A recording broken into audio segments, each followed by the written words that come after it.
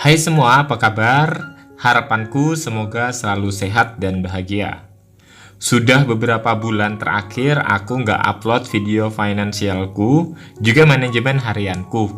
Beberapa bulan terakhir ini memang aku cukup disibukkan dengan kegiatan di sekolah, termasuk persiapan Olimpiade Fisika tingkat provinsi.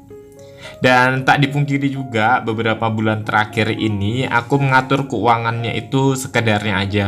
Masukin uang ke dompet organizer sesuai dengan kebiasaan tanpa analisis terlebih dahulu seperti sebelumnya. Ya alhasil arus uang masuk sama uang keluarnya itu gak terkontrol dengan baik dan akhirnya minus lumayan banyak. Nah, sekarang ini aku coba mulai perbaikin lagi sesibuk apapun kegiatanku. Namun bedanya kali ini aku buatnya sekalian gabung dengan jurnal harianku biar nggak mubazir dan lebih enak ngontrolnya. Karena buku jurnal yang aku tulis sekarang ini biasanya aku bawa setiap hari kemana aja.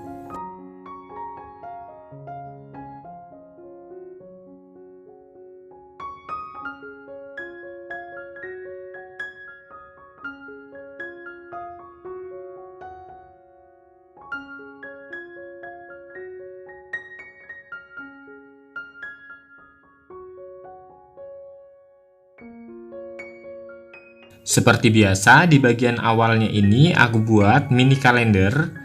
Kemudian di bagian bawah dari mini kalender ini aku buat juga kutipan tentang finansial dari Benjamin Franklin yang bunyinya, berhati-hatilah dengan pengeluaran kecil karena keretakan kecil bisa menenggelamkan kapal yang besar. Nah, kutipan ini menurut aku cocok banget untuk kita yang super boros. Kebutuhan sehari-hari itu terus meningkat dan terkadang bikin kita harus bekerja lebih keras lagi untuk menambah pendapatan atau pemasukan. Dan banyak permasalahan soal keuangan itu muncul saat kebutuhan semakin meningkat, namun tak diiringi dengan meningkatnya pemasukan.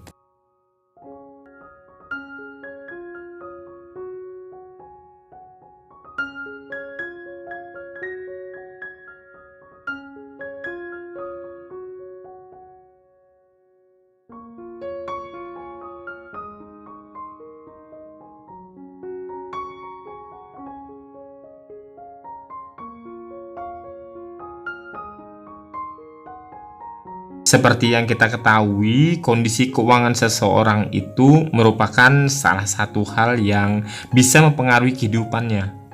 Jika kondisi keuangan baik, maka tentu aja kehidupan sehari-hari bisa berjalan dengan baik pula. Akan tetapi, jika kondisi keuangan itu memburuk, maka tentu saja akan berpengaruh pada kehidupan sehari-hari, terutama dalam memenuhi kebutuhan sehari-hari.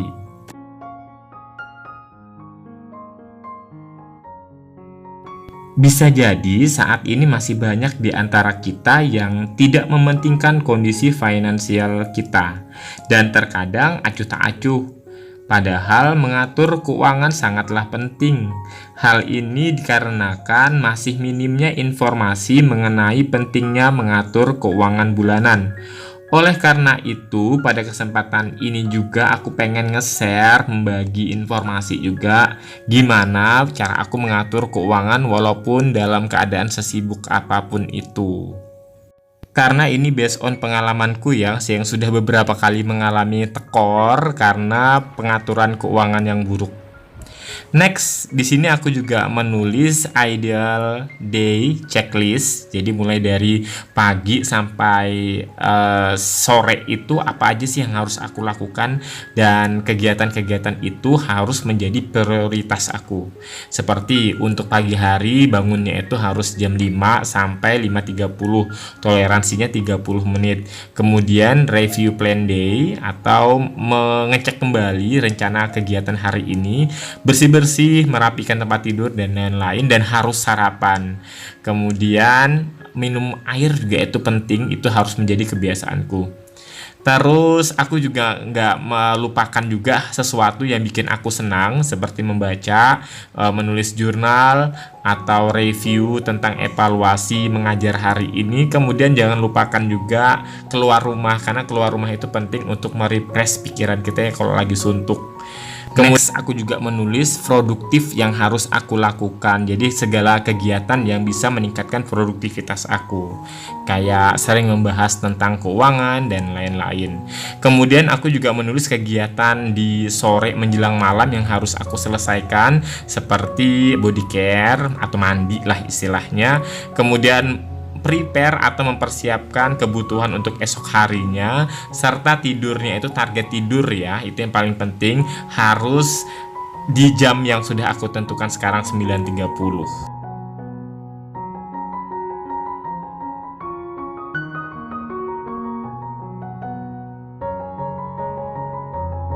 Di halaman selanjutnya aku buat budgeting untuk bulan Desember. Seperti biasa aku tulis dulu di awal itu pemasukan. Kali ini pemasukanku Rp5.200.000. Disisihkan yang paling awal itu untuk tabungan. Di sini aku target nabungnya itu Rp1.600.000. Lanjut membuat list prioritas untuk kewajiban yang harus dibayarkan segera. Seperti rumah, aku tulis di sini Rp1.000.000, wifi Rp315.000, listrik dan air Rp250.000. Untuk workout atau olahraga itu aku tulisnya Rp200.000. Kemudian untuk iuran-iuran kayak iuran membayar sampah sama iuran keamanan Rp50.000. Kemudian untuk aku tulis kembali dimasukkan di bagian kewajiban ini asuransi Rp135.000. Jadi total kewajibannya itu Rp1.950.000.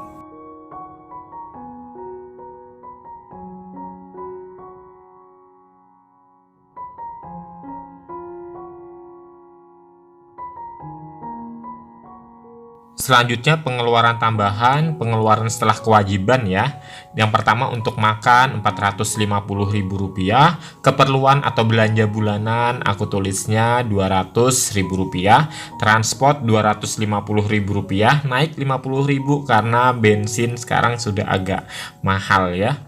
Kemudian keperluan anabul kucing-kucing aku Rp150.000, untuk skin dan hair care Rp50.000, untuk pulsa dan Google Play Rp200.000 karena untuk perpanjangan langganan di KineMaster itu naik sekarang jadi 170 sama biaya administrasi jadi 180.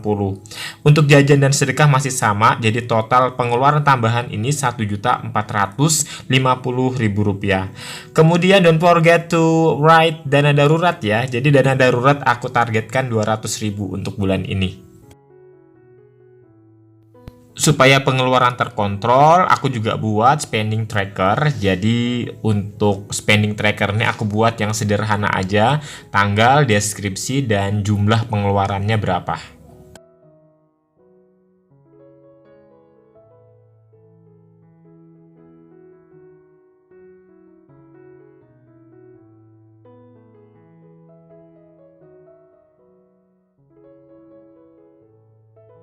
Untuk bulan Desember ini juga aku buat saving challenge Rp5.000, tapi ini targetnya nggak harus setiap hari terisi ya.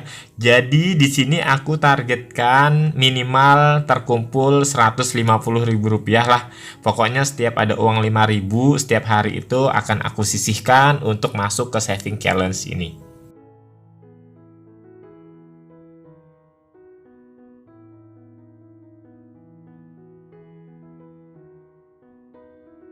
Itu dia planning aku untuk bulan Desember, mulai dari kegiatan-kegiatan apa aja, reminder day-nya, sampai dengan yang terakhir itu budget and saving. Semoga video ini bisa bermanfaat untuk kita semua ya. Dan jangan lupa bersyukur, karena bersyukur itu penting untuk menikmati hasil dan rezeki yang kita dapatkan. Tetapi kita juga butuh mengontrol supaya kita tidak terjebak sama kegiatan yang bersifat foya-foya. Karena apa? Karena kita juga harus mengontrol keuangan kita saat ini untuk kebutuhan masa depan kita. Jadi jangan sampai kita menjadi orang yang mubazir. Karena tidak sedikit orang yang memiliki gaji yang cukup tinggi, tetapi karena boros, jadi tidak memiliki tabungan yang cukup, sehingga masa depannya tidak terjamin. Terima kasih sudah menonton video aku, sampai jumpa di video berikutnya. Bye!